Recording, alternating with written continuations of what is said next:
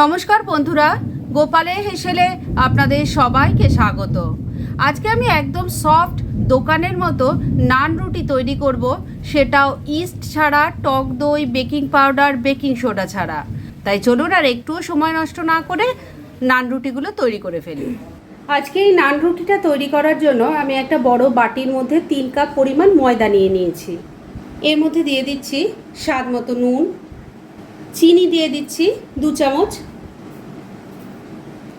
ভালো করে মিশিয়ে নিচ্ছি। এই নান রুটিটা খুব সহজেই তৈরি হয়ে যায়। এটা তৈরি করার জন্য কোনো রকম ইস্ট, টক দই, বেকিং পাউডার, বেকিং সোডা কোনো কিছুর দরকার নেই, কিন্তু তা সত্ত্বেও এটা হবে নরম এক তুলতুলে। নুন চিনিটা ভালো করে মিশিয়ে নিয়েছি।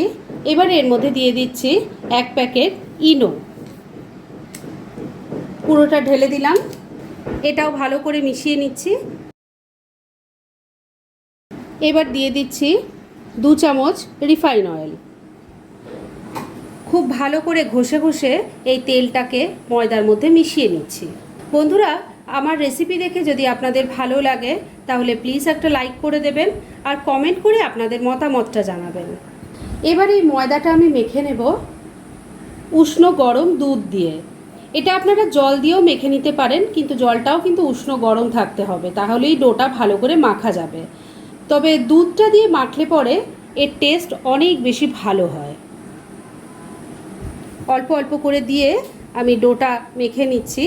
আর এই ডোটা একটু নরম ধরনেরই তৈরি করতে হবে, তাই সেই বুঝে অল্প অল্প করে দুধ দিয়ে ময়দাটা মেখে নিচ্ছি।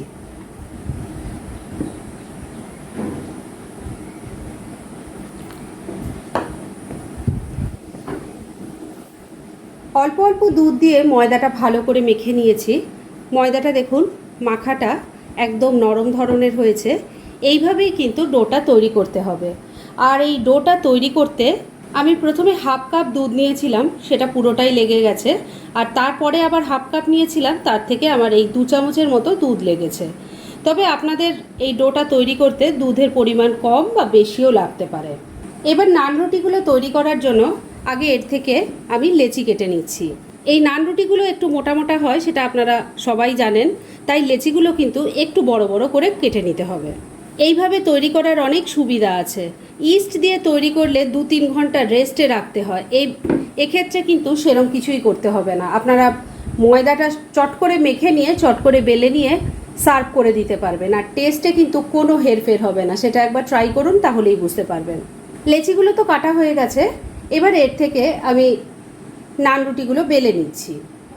এবার একটা লেচি নিয়ে নিয়েছি বেলার জন্য, একটু ময়দার গুঁড়ো ছড়িয়ে বেলে নিচ্ছি। এগুলো কিন্তু একদমই পাতলা হবে না, একটু মোটা মোটাই বেলাটা হবে। একটা রুটি আমার বেলা হয়ে গেছে, আর ওইদিকে ওভেনে আমি প্যানটাও গরম করে নিয়েছি। তাহলে চলুন ওইদিকে যাই।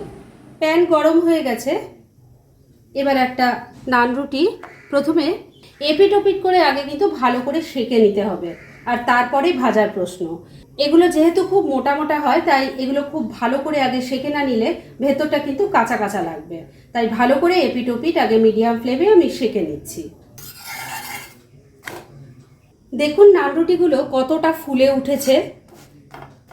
ইস্ট দিয়ে করলে যেরকম হয় ঠিক সেইভাবেই দেখুন এগুলো সুন্দরভাবে ফুলে উঠেছে। এবার এটাকে আমি বাটার দিয়ে ফ্রাই করে নেব। বাটার দিয়ে করলেই কিন্তু সব থেকে বেশি ভালো টেস্ট আসে। তবে আপনারা রিফাইন অয়েলে চাইলে রিফাইন অয়েলেও করতে পারেন, সেটা দিয়ে কোনো অসুবিধা নেই, তবে টেস্টটা ভালো বাটারে আসে। এবার এটাকে উল্টে দিচ্ছি।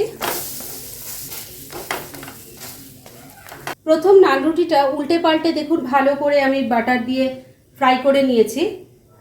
এবার এটা কিন্তু একদম পরিবেশনের জন্য রেডি। যাই হোক, এটা আমি এবার তুলে নিচ্ছি।